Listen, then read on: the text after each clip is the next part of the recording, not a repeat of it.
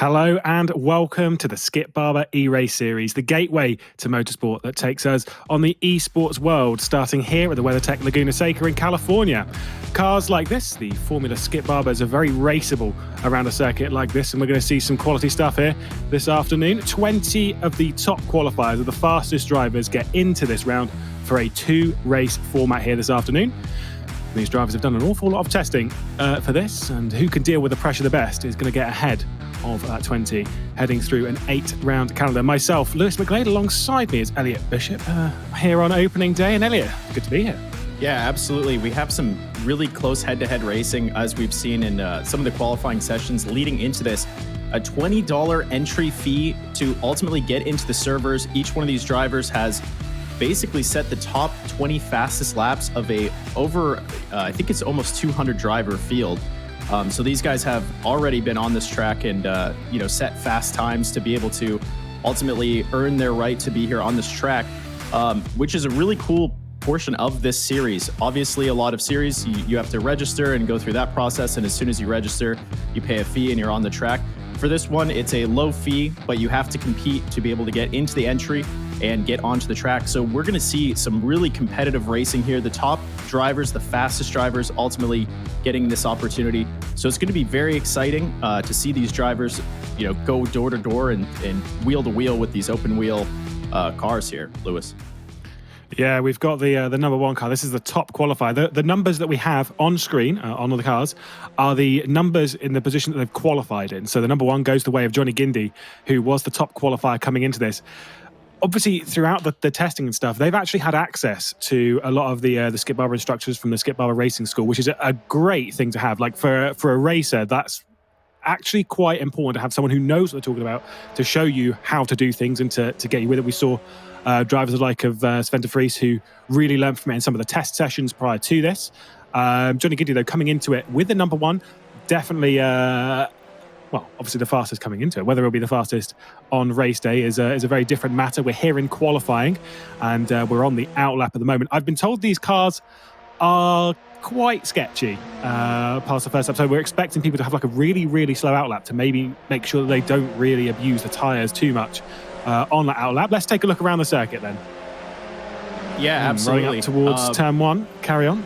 Yep, with these drivers, just as you mentioned, we have, obviously this being an eRace series in the virtual world, we have drivers from all different respects of racing, some of them being real racers driving in the physical real world. And a lot of these guys actually coming up through sim racing and through other games, Forza Motorsports, iRacing, Seca Corsa, which is what we're driving on here today. So it's cool to see, this level playing field to, pull in all of these drivers from all these different respects of motorsports and put them into one format. All these cars are the exact same, so there's no differentiation.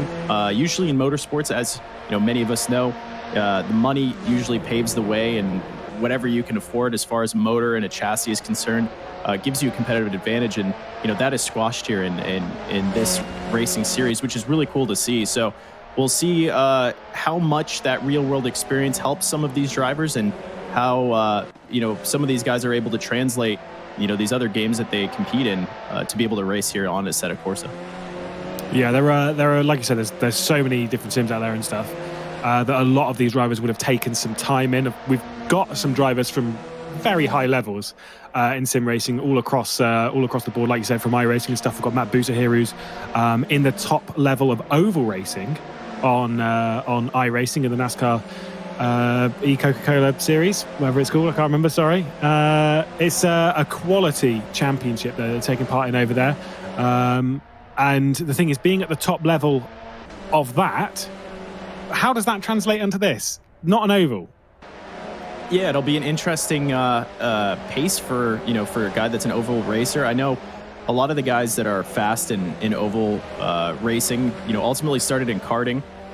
So at the end of the day, they have a lot of experience, and sometimes for a few of those guys, I know I used to race on the track against Brad Keselowski back out in Phoenix, Arizona at PKRA, and he was quite a bit faster than I was in karts, and karting was the respective motorsport that I was most active in. So it'll be interesting to see how a lot of that talent translates over. Obviously, being in this sim race this is the one esport. This is the one facet of gaming that has a real world translation.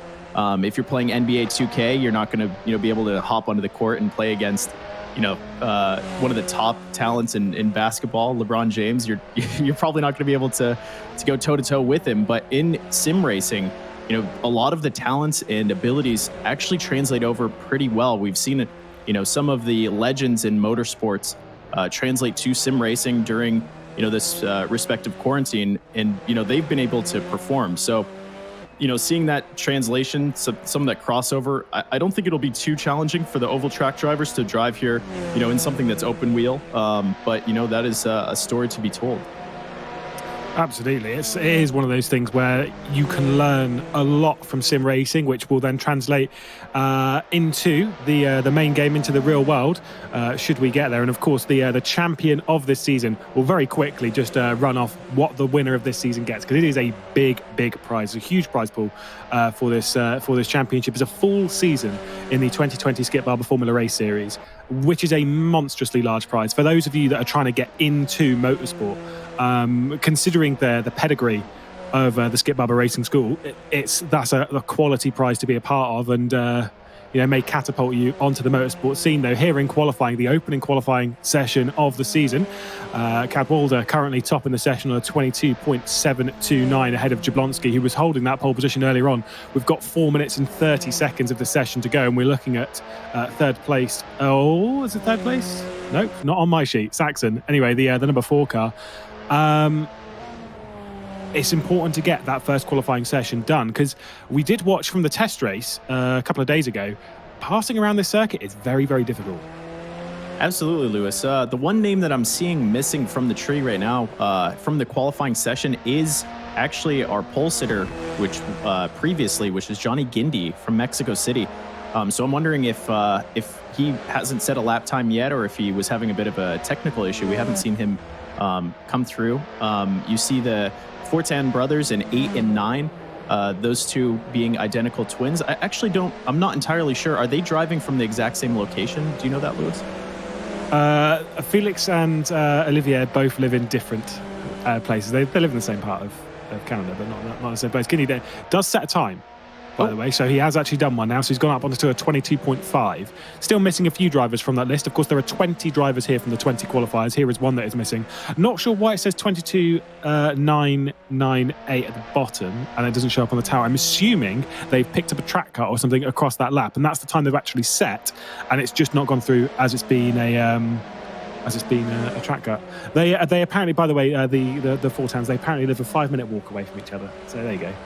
Oh, no worries. So if they have identical twins, if they have any door-to-door racing or tire-to-tire racing where one takes the other out, it'll be a 5-minute walk for a little discussion. So that'll be it'll be interesting to see. But yeah, absolutely. Just as I was talking about Gindi, I'm sure he heard us, and he's just like, hey, let me set my lap real quickly, and I'll just take pole away from the rest of the field. He was able to come in and put in a 1:22.557. So he's obviously 2/10 ahead of Cadwalder, who's in second place now. But yeah, that's interesting. As soon as we say that, he must have the stream in his ear, and he wants to prove something. So it's good to see him now. He's sitting on the pole. But as we were talking about a little bit earlier, a lot of these drivers are coming from different levels of motorsports. Many of them karting, and I think in general in karting, you go out and you put your few years in, and it costs you X amount of dollars, a few $10,000 or so to run a few season, and ultimately you revert. If you don't have the financing, you revert to something like sim racing. So I think obviously this program with Skip Barber, it's a huge opportunity for these guys to return back to motorsports. I mean, I know myself when I was racing, the opportunity to go and train with a real motorsports analyst and the team, teams like Skip Barber's teams. I mean, it's massive. It brings you as a driver from a level of being a competitor to the next stage that you want to get to. So I think that with this series, I mean, a lot of these guys are, this could be a pinnacle moment for them in moving them into the real world of the Skip Barber program. Yeah, it only takes one good season to move yourself forward, and if that series is going to be online, well, why not make it this one? Of course, like you say, moving into a real world season doesn't really happen that often for the sim drivers. Like you say, some of them have got some experience in motorsport, but with it being so very, very expensive. I know Sven de Vries, close friend, raced in Formula 600 over the last years. Not raced at this venue in real life, but has raced across America quite a lot. And, had promise and has been very quick, has won multiple things in real life. But the thing is it doesn't do enough. Sometimes you need that background, you need that help, and you need the support and the right path. Because the thing is, you can win like a big championship and people be like, oh, okay.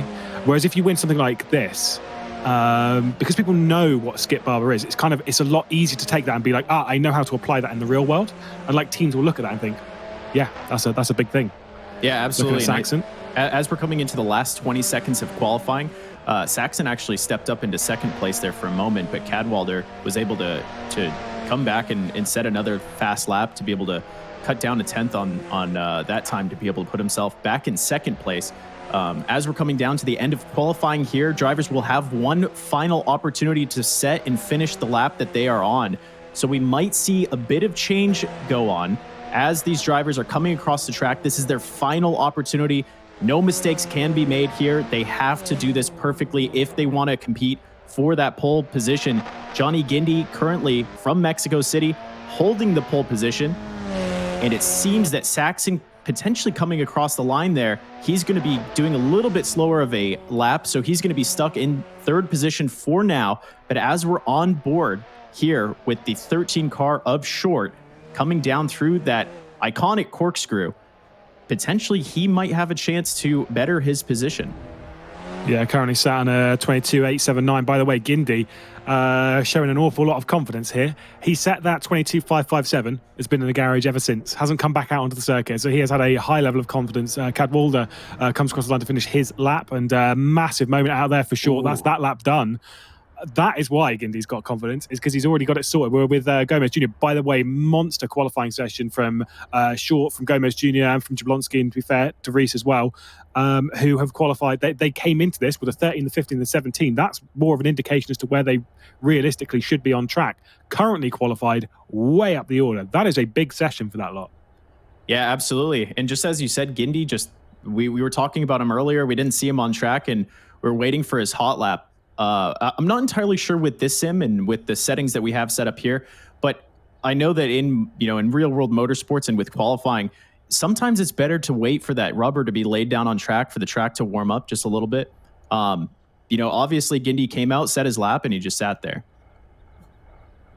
Indeed, that was a decent lap time from Guindy to set that inaugural pole position of the season, and very, very well done indeed.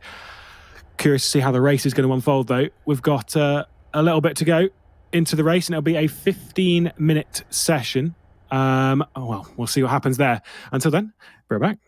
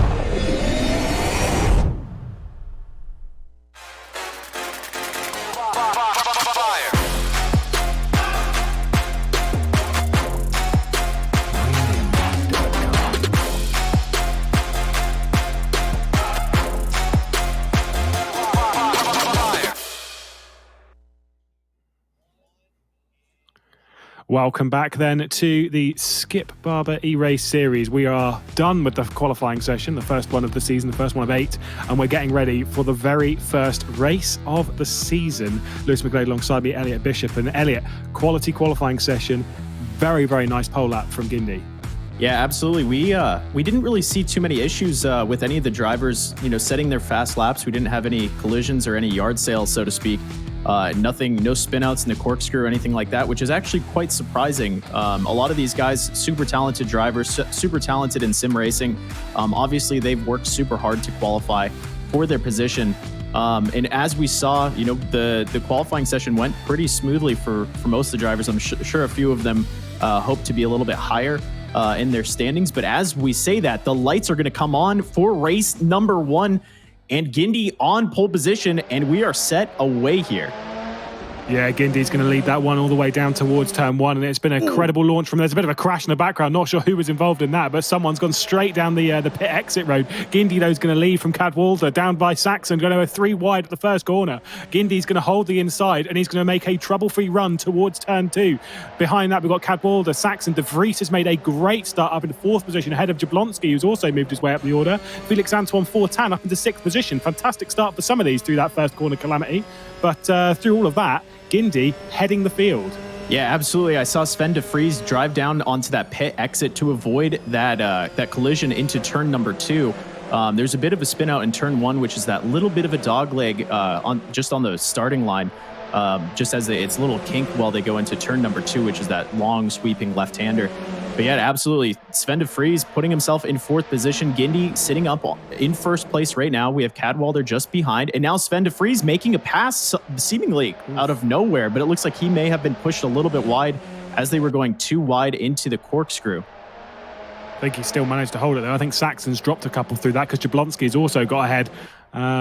So Joshua Jablonski up into 4th position, and Sven de Vries, but in the background you can see there in the 11 car, has moved up into 3rd. We look back in the pack after a very decent qualifying position, has dropped back a few positions, but still very much in touch with this train is Gomez Jr. Just staring at the back of this and thinking where he can make his progress up the order. Got the eye on Yeaman just ahead of him on the run down towards the first corner of the lap. Cadwalder not dropped off the race lead of Guindy. Very impressive start to his race. Yeah, absolutely. And this is really tight racing. And we've talked about this in the past, Lewis. These two guys, Guindy and Cadwalder, they're in a position now to just run away. They do not want to battle here. Cadwalder should just slide in and learn a thing or two by following Guindy through this track. He's in a position, ultimately to ultimately follow in that slipstream and to create a gap in between Cadwalder and de Vries here as they, come up into the corkscrew in the back end of this track.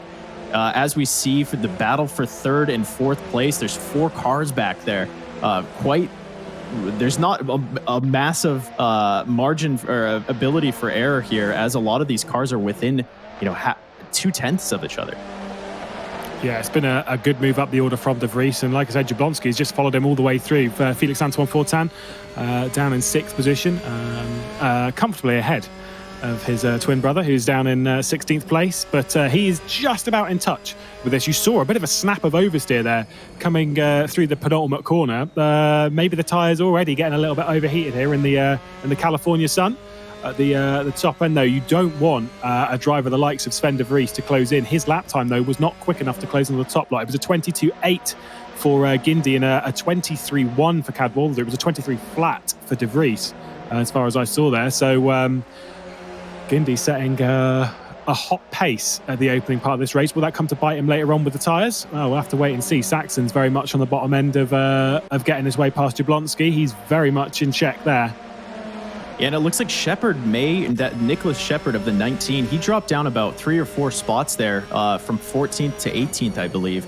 And I'm not sure if he had a spin back in the backside of the field.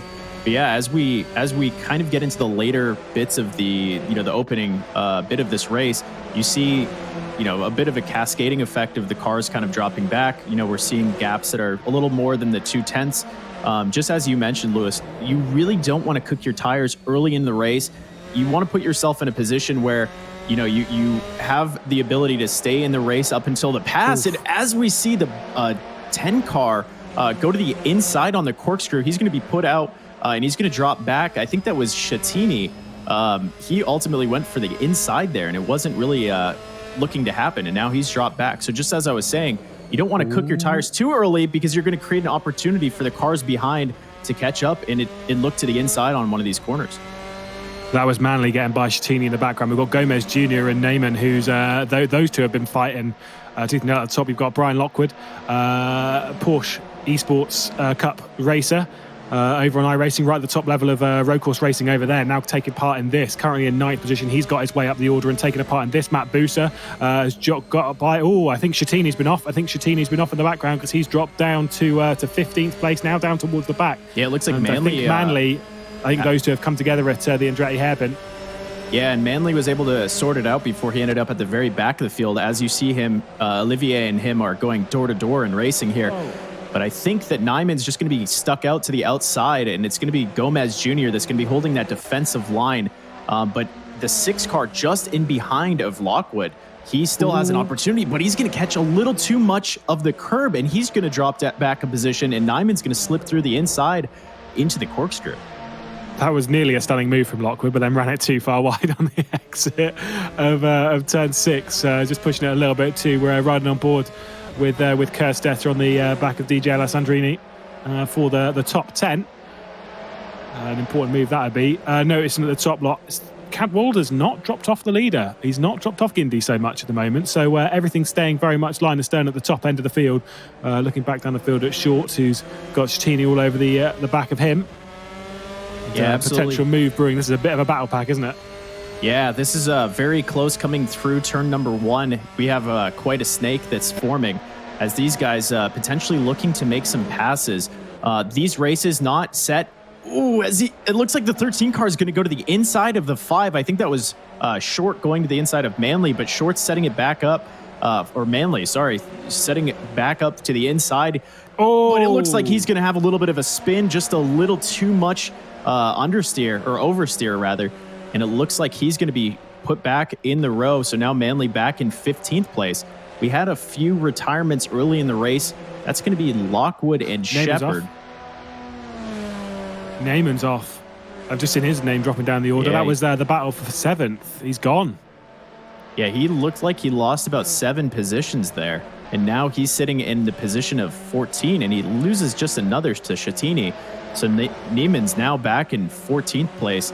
But potentially, you know, as you spin, and a lot of these guys, and we were talking about this a little bit earlier, when you make a bit of a spin, it creates more heat in the tires, and it puts you in a position where you have to drive more defensively. You can't push the ante that you were pushing previously. Your line changes just a little bit. The pace that you can take into corners changes. Your tires are overheated, so they're not going to have as much grip. And ultimately, you're putting yourself in a position where you have to run maybe 1 or 2 laps, depending on the sim that you're driving in, to be able to cool those tires down. So for those laps, all the drivers that are sitting behind you looking to increase their position in the row are going to be looking to battle and to make those passes after, you know, you make that mistake. As we were saying a little bit earlier, you know, these drivers coming from all different respects of motorsports, they, you know, ultimately have different and varying levels of experience. But as you see here, I mean, these guys are all going at it, and they're very close. I mean, the furthest guy behind is, you know, ultimately on the same lap, even though we've had a few spins. So the racing has been very close.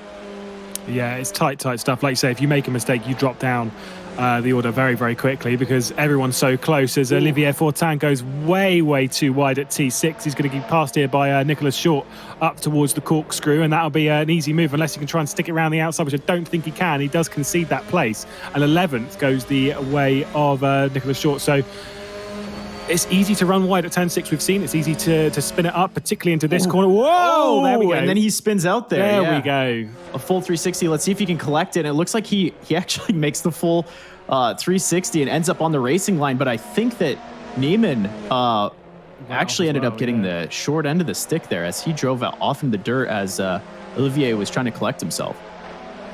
Yeah, it wasn't so great. Like you say, like after that spin, he's going to struggle now as Olivier Fortin, because the thing is these tires, like you say, it's not about like amount of rubber to canvas that's really the controlling factor of grip necessarily so much in this, because it's all about thermal degradation, these tires. And once you overheat the tire in that kind of sense, the rubber compound itself is just going to basically be like jelly, and it's just not going to grip to anything. It's just going to slip and slide all off of it. So keeping those tires under control thermally is far more important, and that can come from lockups, from pushing it too much. Kerstetter is going to drop a position here to Short, so Short moving his way up the order, the number 13 up into 10th place. Good stuff from him.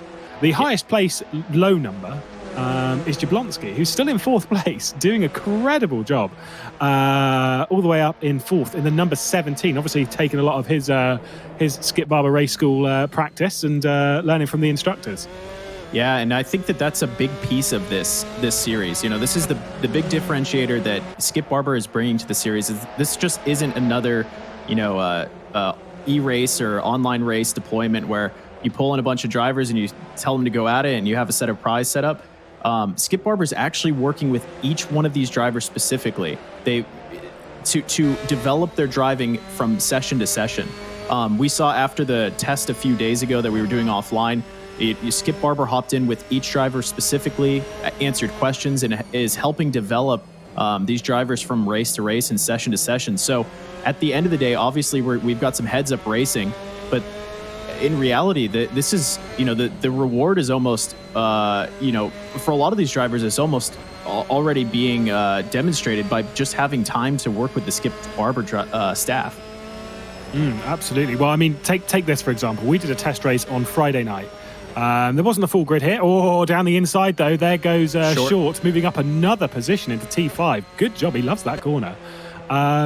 We did a race here on Friday night. We did the full format, like the qualifying and then the 2 races. And the first race was won by Guindy by more than, I think it was 7.5 to 8 seconds. It was won. Now look at it. We've got 2 seconds back and another 2 seconds. It's pretty close. We've got a race to follow this as well. It is all very, very tight stuff at the top end of the field and at the bottom end of the field as well. It is tight all over the place. Saxon very much in touch for a podium as Sven de Vries, Jablonski and that lot not too far separated. They're separated by 1.5 seconds. The 3 of these coming across the line with 3.5 minutes to go. Yeah, no kidding there. Earlier, I was talking about this before. I think one of the drivers spun out. Something worth mentioning is that we're not doing a set amount of laps. We're actually doing a set amount of time. I'm not exactly sure what that time is set at. We'll see in the next session. But ultimately, 15. Is it 15 minutes? It is 15 minutes. 15 minutes. So instead of having 10 laps to run around the track, these drivers actually are following a format that's similar to WEC or some sort of endurance racing where they start out with an X amount of time and they drive on the track, and by the time that the ticker comes down to 0, depending on your position on track, you might have an opportunity to finish your final lap, or you know you have to drive across the line and hit the checkered flag. So that's a bit of a differentiator here as well. We're not doing a set amount of laps, just as I mentioned. So how do you think that affects these drivers, Lewis, not knowing exactly where they are on the track? Well, I've raced in both, and I've raced towards the front and towards the back of both, in the sense of whether it's times or laps. For me, I much prefer laps because times have this variable where, say for example, this battle here. So we've got Short, we've got Alessandrini, and we've got Kerstetter. Guindy doesn't really care, right? He's just driving his own laps, so he'll just drive as many laps as he wants. He'll probably do 2 more after. Yeah, it'll be 2 more.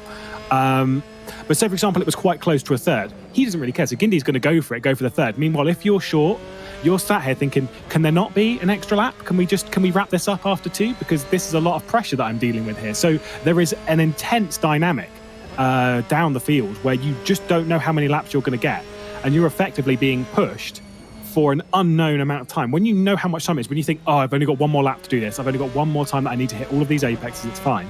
Whereas when you don't know, it's just like, what do I do? And from a attacking point of view, you don't know how long you have to make that move as well. And it's an intense dynamic. Yeah, absolutely. And I think that the big thing for a lot of these drivers, if you are, you know, the Kerstetter or some, and we're just gonna have a bit of an. Is that de Vries? Yeah, I'm not actually. It is de Vries. It's de Vries. Yeah, it's Sven de Vries in the 11 car. He's gonna lose potentially a few more positions here unless he can get that collected. And as we see. Or was that de Vries or is that Short? Because it looks like Short just lost a few positions. Short has also dropped from 9th place. De Vries definitely was the one who spun. He's just come out ahead of the Sancho Simsport driver of Felix Antoine Fortin. We look down now at the 11 car. You can see the 18 directly behind. Sven did say to me that he was expecting a spin at some point. I don't think he wanted one, but definitely received one there. Coming through turn 6, one that's bitten a few drivers. Now he is going to have a tough and tall order to defend a top 5 finish from Felix Antoine Fortin, who's definitely going to try and find his way through over the final lap of the race. One more time then around the Laguna Seca Raceway for the first race, for the opening race of the Skip Barber eRace series. It's going to be a tense effort for De Vries. That's separated the podium quite a lot. But Saxon's still very, very close to Jablonski. Yeah, absolutely. I think that for Sven, I mean, making that spin obviously is still in the top 5 positions, which is actually what he quoted us on where he was hoping to finish, which is good. As we're looking, actually, Saxon might go to the outside here and set up a pass. It looks like there's not enough room, so he's not going to be able to cross over. But this is the last lap. Obviously, 0 seconds going to be coming here on the clock.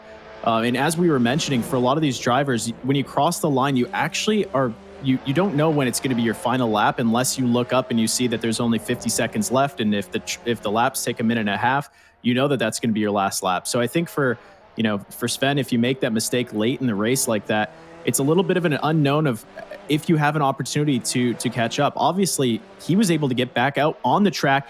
And as I say that, here comes Gindi across the line in first position, taking the first win in race number 1.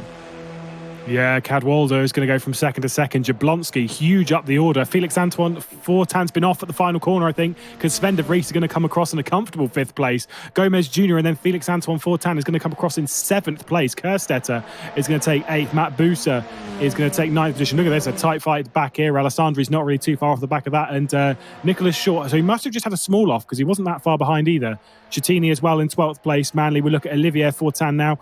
This is down in 14th position. Neyman is going to come across after a decent early effort. Unfortunately, dropped down the order there. And Smalling, the youngest driver on the grid, going to come across the line in 16th place. 2 retirements from that, being Lockwood and Shepherd. But Gindi seemed pretty unchallenged in that race. But with the early start, like we said with De Vries in the test race, and to be fair, in the first race here, and to be fair, that early start from Jablonski, I think he might have a little bit of threat on the start here in the second race.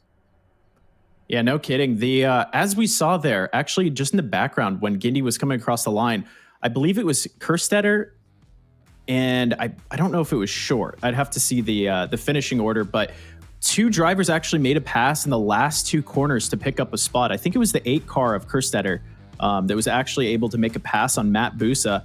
And as we've talked about just a little earlier, the drivers' numbers are respective to how they qualified. So it was a little bit interesting to see Kerstetter, make the pass on the 9 car of Busa and just tell him, hey, I qualified 8th. I'm going to finish 8th, and you're going to finish 9th. So that qualifying order spoke to the race just a little bit. And obviously we saw Johnny Gindi potentially, it looked like he ran away with the race. Obviously he was in first, from the point that he set at qualifying, his qualifying lap, he's been in first since then.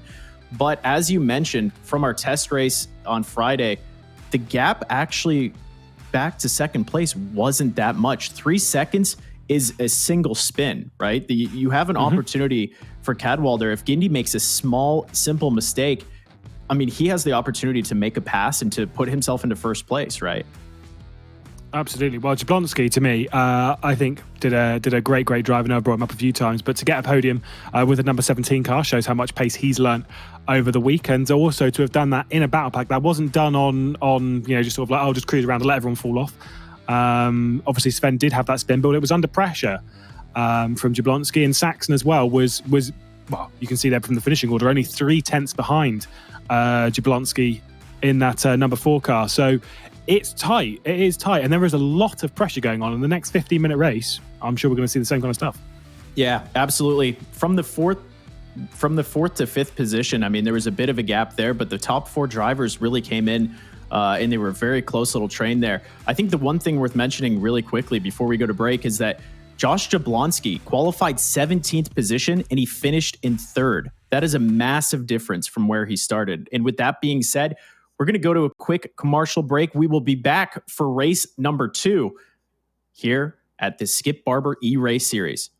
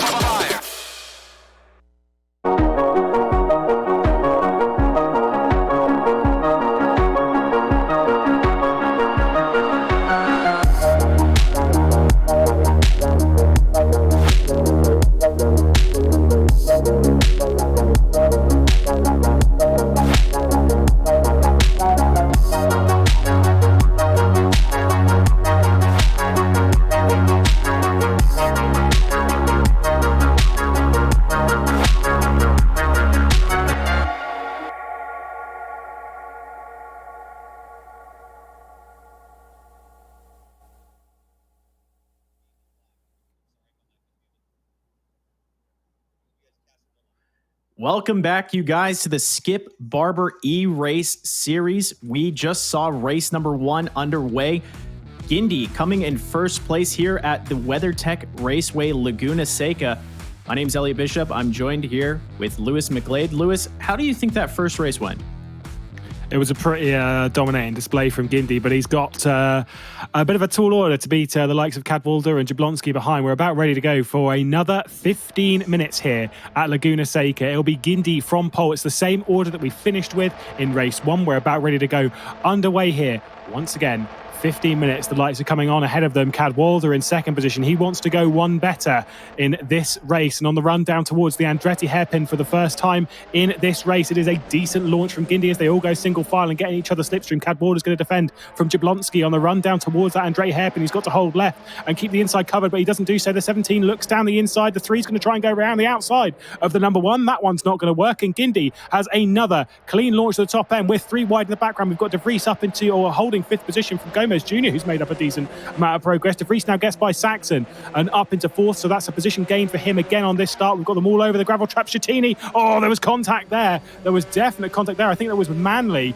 Those two making contact out of T3. Now Schettini's going to try and get by the number 16 car of Alessandri. He's going to go around the outside of T5. Mad start here, and I think he might make that one stick. Yes, he does. Good stuff. Yeah, absolutely. Really clean race start. I mean, we only saw one off of Manley, but at the end of the day, everyone else has kind of filed into order here.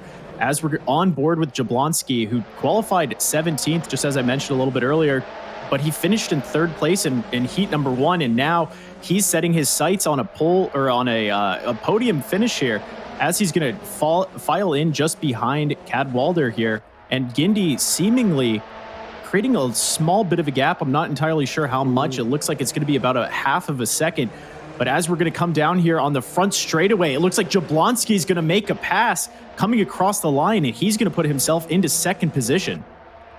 Yeah, now he really needs to focus on picking up the slipstream. As long as Cadwalder doesn't fight him down towards T1, or T2 rather, he should be all right. But Cadwalder is going to die down the inside. There's contact between the two, and Cadwalder gets back up into 2nd position in the number 3, and the 17 goes backwards into the position that he finished in the previous race. Saxon and De Vries going side by side again. Saxon did manage to get by De Vries and then absolutely obliterated the inside gravel trap at the corkscrew. Flew over the inside of that one, but that was the black-winged car that you saw there on the previous lap, just in the background. De Vries, though, he's eyeing up a move into turn 5. We've seen the outside work on a few occasions. Maybe going to go for a cutback on the run towards the turn 6. I think he's got it. This is the corner that De Vries went off in the previous race from a podium place. Backs out of it, doesn't fancy it. Gomez Jr. is directly behind, so he can't be doing that too much. Yeah, I think De Vries learned his lesson in the last race. He doesn't want to sit here behind the 4 car of Saxon, but he also doesn't want to put himself in a position where he's going to be putting himself out of the race or drop back in the order. I think that this race here, a lot of these guys know what's on the line. They don't want to make these big mistakes that they were potentially able to make in the first race. Obviously they had a second race ahead of them, but this is it. This is the last race of the day. So for De Vries, he's got to put himself in a position where ultimately he can make that pass. He's not going to be held up, because we have seen him, run at a pace where he can finish on a podium, but he's going to be looking to pass Saxon and potentially here into turn number 2. I don't think he has the run up here, so he's not going to be able to make that happen just now. But ultimately, you have to leverage the risk, right? You have to look at what the opportunity is presented. You have to see what opportunity you have in front of you, but also you have to understand that there's a bigger picture of the race and not just the pass that is, that is opened up. So as we go back into the order to Short in 8th position, he's got himself in a position where he's still in the running. A lot of these drivers are within half of a second of each other, but a small mistake can put you in a place where you drop down from somewhere like 4th place. And if you drop back a second, I mean, you're going to be back in 11th position. Yeah, it's any sort of mistake in this scenario is going to be a big one, so you're being very careful not to. Of course, these cars will be easier to drive at the early part of the race, but as the tyres degrade with the thermal degradation, they will drop off. Of course, these boys all wanting to do their tutors proud, and I think so far with the racecraft that we've seen thus far, they've all been learning from the Skip Barber instructors and doing a great job they've done to teach these guys. Of course, I'm sure they had a lot of racecraft in them, but to them, to a lot of these guys, this game's actually quite new to them. It's their first time racing in it, so getting a little bit of instruction, a little bit of help on that part would be very much received with gratitude. Guindy, by the way, I think it's the fastest lap of the race. He might be down to a 22.7 now, as he's pulled out 1.6 seconds on Cadwallader. The battle for the podium, though, is very much open. We've got Cadwallader, Jablonski, Saxon, De Vries and Gomez slightly off the back of that as this battle here that we've got Short, Felix Antoine Fortin, Kerstetter, Schettini, Busa, Alessandri, Olivier Fortin and Manley. Smalling's the only one who's dropped off the back of this, and Neyman's out of the race already.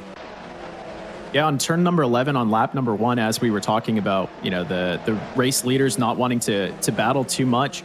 You saw Johnny Guindy with about a half second lead. And as soon as I believe it was Jablonski went into the inside on turn number 11, which is the final turn before you come across the line, Guindy's lead actually hopped up to about 1.5 seconds, which he's been maintaining. He just picked up 0.3 there. I don't know if there's a bit of a battle going on. It looks like Saxon was actually able to pick up a position, and now he's in 3rd position. He was able to pick up a position on De Vries, and De Vries is going to go back. I'm not entirely sure what's happening there.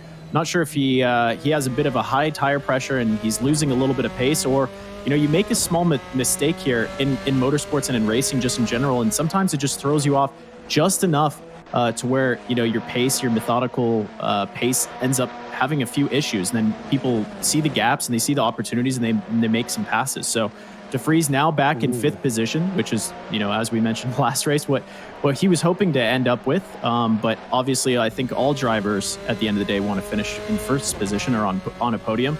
So De Vries, 8-9 minutes left, not out of the race, but obviously with a little bit of work to do ahead of him. Yeah, we've got a little bit of separation here as we've got De Vries and Gomez Jr. as De Vries is dropping backwards. There was a little bit of a fight there that allowed Saxon to get up onto the podium, which Jablonski wasn't too happy with, and he's still half a second back, so can make something work from this. But De Vries needs to put in a bit more effort, a bit more elbow grease if he wants to close up to the back of this. Runs a little bit wide at T6 once again. The number 11 car got Gomez Jr. directly behind, and Nicholas Short, who has very much latched himself onto the back of the top 5 fight as we head through the corkscrew once again. You saw them all basically 2 or 3 wide out of this corner, heading down towards the rainy curve through T9 and then into the penultimate corner of 10. And it was a pretty feisty fight. Jablonski did very well to hold on to at least 4th position in that, because De Vries was trying to make it stick around the inside, outside, whichever way he could try. Didn't work out for him, dropped back a couple of positions just further down in the battle pack. Realistically, the train for 8th place, Kerstetter heading this one. We're focusing on P12, the number 14 of Olivier Fortin, who's having to defend a little bit from Manley, who went off on the opening part of this race coming out of T3.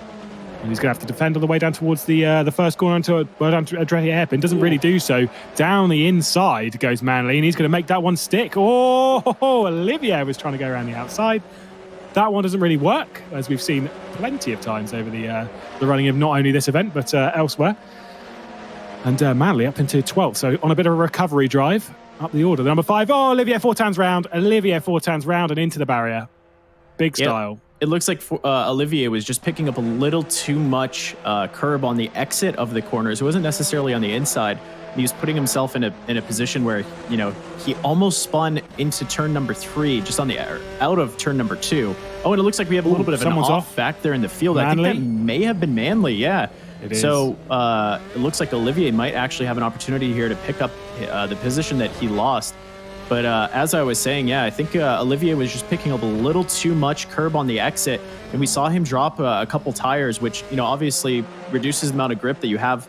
And coming out of the next corner, he did the same thing and ended up putting himself in a position where he no longer had any grip and ended up spinning out. So he's going to have a hard time, catching back up. Now he has his brother just ahead of him. But as we're on board here with the 9 car of Busa, he's going to be coming down into turn number 2 as they go through 1 now. And it looks like Schettini just in behind Kerstetter. And it looks like he's going to put his nose in just behind on that rear left wheel of Kerstetter. But no, there's no opportunity there. And now he's going to be looking for an opportunity here. 6 minutes left. I believe that's probably about 4.5 laps left here, depending on where the race leader's at. But yeah, Schettini's looking for a massive opportunity to, obviously make a pass. Hopefully he can make it happen before the corkscrew, because the corkscrew is kind of a position in this track where a lot of drivers are wary of it, and they do not want to go to the inside or the outside on that corner. It isn't very safe. You can spin out if anywhere. Obviously, it looks like Jablonski. Oh, no. After such a good drive in race 1, now down to 11th place. Oh. Yeah, from 5th to 11th. I saw Gomez Jr. was all over the back of him when he was in 5th position. He dropped down. De Vries and Gomez, obviously, Gomez is now in a position where he's all over the back of Sven De Vries, and he's going to the inside. Potentially an opportunity here as they're going to run down the front straightaway. We don't have a great look at this, but it looks like he is on the inside coming into turn number 1. Will he have the opportunity in the pace? I think he's got this. I think he is going to have this down towards the Andretti hairpin. Sven De Vries is going to try and hang it around the outside. Backs out of it, though, maybe trying to go for a bit of an undercut. He certainly is trying to do so on the run out of Andretti towards T3. Going to try and make it right around the outside. That's not really going to work. And Gomez Jr. up in the 4th position, a spirited effort at the final corner, makes that one stick. Now, Nicholas Short is very much in in this battle pack. And sniffing maybe 2 positions in a couple of corners. De Vries now we're going to go to the outside of T5. But the advantage there definitely goes the way of Gomez Jr. Yeah, Gomez Jr. was driving an extremely defensive line, as you see him doing now. And Sven De Vries having a bit of an issue earlier in the race, having dropped down in the order quite a bit. But now he's back. He's telling these guys to wake up, and it's time to race. So he looks to the outside, potentially going into corner, I believe 8, which is the corkscrew, 8A and 8. And it looks like he's going to be holding his position, but he is all over the back of Gomez Jr. and just in behind is Short. I mean, these guys don't even have half of a car length in between the back end of their car and the front end of the other ones. As we saw, Sven De Vries, he's literally smelling the exhaust of the driver just ahead, and he's going to be in the slipstream coming across the line. And look at the gap. There isn't one. It's he could pretty much bump draft him here. He's going to look to the outside into turn number 2, and I don't know if he has the pace to hold this, as looks like Gomez Jr. is going to hold more of a defensive line. But if Sven De Vries can hold it here on the outside, he's going to have the opportunity to make a pass. And no, it looks like that's not going to happen here. So Sven De Vries now sitting back still in 5th position. But I think the dark horse here is Short back in 6th position. He's just letting these guys go at it, and any door might open for him, and he could just slip in and make a pass and potentially put himself up into 4th position. Maybe going to let them wear their tyres out. Wonder what tuition he's got, Nicholas Short, from all this. The 13 car up into 6th place. Like I say, could just let these two run their tyres out and maybe take advantage later on. Sven De Vries, he'll hate me saying this, but very well experienced sim racing driver. Has done some stuff in the real world, but over the last 6-7 years has done an awful lot in sim racing, be it open wheelers, touring cars, whatever. He'll race it, and he'll race it well. Has contended and won many a championship in sim racing, and this is another one that he's competing for. Whether he's going to contend for the championship in 7 weeks' time when we go to that finale, well, we'll have to wait and see. It's been a good opener for him thus far. P5 in the previous race, even after contending for the podium and a spin. Now we're currently running in 5th place, maybe looking at the idea for a 4th. And like you say, Nicholas Short in the background in the 13 car. Matt Booser, I think, is catching this lot as well, as they are battling hard. A little bit too wide there for Gomez Jr. Sven De Vries going to sneak down the inside. He's not really on the ideal line on the run down towards turn 3. He'd have to go to the outside. Maybe going to go for a cutback. I think Matt Booser actually just dropped off the back of this a bit more over the course of T1. You can see him there in the background. De Vries, though, coming up towards T5 again. Too wide. And there's good opportunity hands. for Nicholas Short there. Yep. Good hands to catch that, though. Yeah, absolutely. That was where we actually saw, I believe it was Olivier Fortin spinning. That was the exact same corner. And I think one thing I was noticing here with De Vries is that he was much later on the brakes than Gomez Jr., which obviously... and it looks like Gomez Jr. is going to... And I think De Vries just went through to the to 4th position. I think that Short got just behind Gomez Jr. and bumped him. As we saw, the gap with the 3 of them wasn't very much. I mean, there was no margin for error. So as soon as he got up in behind Gomez Jr., it seems like Short just ended up spinning himself and Gomez out. And De Vries is in a position that Short should have been in, where he was able to just sneak through when the mistake happened. Yeah, just a tiny tap from Short there. And, wow, it all went very much sideways. Now, Felix Antoine Fortin on the back of Gomez Jr. And maybe it might be outside of the top 10 that Gomez Jr. is going to finish in this, and definitely not deservedly of such a finished position after doing such a commendable job to defend 4th place. And well, 4th was a place that he finished in the previous race as well. Oh no, it wasn't. It was I've been learning that. It was Saxon who finished in 4th place, sorry. Gomez Jr. was doing a very, very good job though.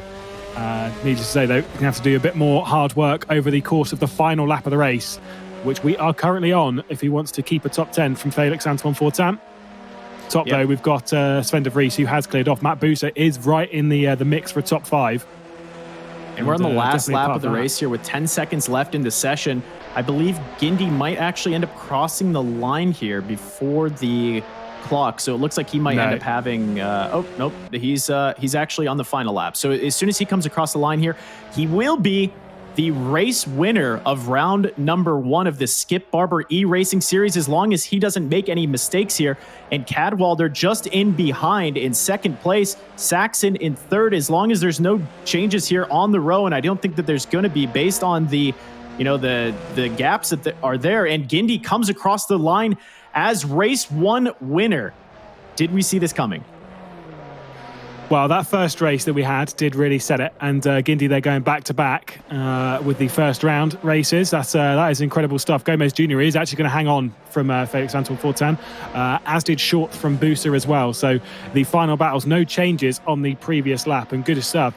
A dominant display from Gindi this round, but I would say Cadwalder finishing in 2nd place. A driver that hasn't really had the most amount of real racing experience. We did find out that he has driven this car at COTA in real life earlier before. And so as much as he doesn't have too much experience in the real world racing, this is a great opportunity for Cadwalder. Took part in some stuff over the previous year and did an excellent job in it.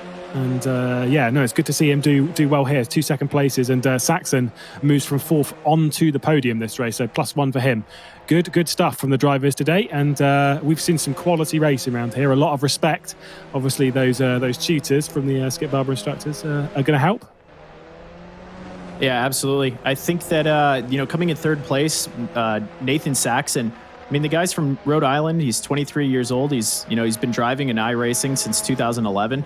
But he works as a mechanical engineer, and this is his opportunity. He ended up on pole position, or sorry, not on pole position, but finishing on the podium. And I think that for him, obviously qualifying in 4th position, finishing in 3rd is a fantastic finish for him. But seemingly de Vries, I mean, we watched him for quite a bit of the race. He was in almost all of the action the entire race. He spun out, he caught up, he was in a close battle and in 3, with 3 drivers. And for him to finish in 4th position is mind-boggling to me. The amount of battling and spinning and mistakes and coming back onto the track and catching back up and making passes. I mean, he was going up and down the order the entire race, and he was just outside of that 3rd position. Potentially, if he had a few less battles and mistakes, he could have finished also in the top 3. But as we see, our finishing order on screen now: Gindi in 1st place, Cadwalder in 2nd, Saxon 3rd, de Vries in 4th, Short in 5th. Luckily, he didn't lose too many positions when that 3-car battle between de Vries, Short, and I believe it was Gomez Jr. that was just ahead. He didn't actually lose too many spots there, but we'll see what the race control ends up saying, because there could potentially be a penalty because he ended up getting in behind Gomez Jr. and spinning him out. Obviously it wasn't intentional, but racing happens, and especially with that pace that de Vries had, he was, it was inches off of the back bumper of Gomez as Gomez was leading. And in my experience, you don't want to be the guy that's in between in the sandwich. You want to be a piece of bread and not a piece of meat, so to speak. And as you saw, Short getting up and behind Gomez, spinning him out, and de Vries ended up just making up a few positions. So. Yeah, well, we are going to be back in a week's time as we head to another legendary circuit. This time, though, we're heading to Spa, which is a fantastic circuit for us to head to. Of course, the qualifiers are open now, so you can come and have your go to get yourself onto the grid of the Skip Barber eRace series for round 2. That you do skipbarber.com/eRace-series. Head over there, Google it as well. I'm sure there's a link somewhere as well. And then you too can also not only take part in the round, learn from the Skip Barber instructors, get yourself some tutelage, and fight towards the top end of the field. It has been a great broadcast. Myself, Lewis McGlade, Elliot Bishop alongside me. We've had a lot of fun here, but we will be ready to see you in a week's time. Until then, goodbye.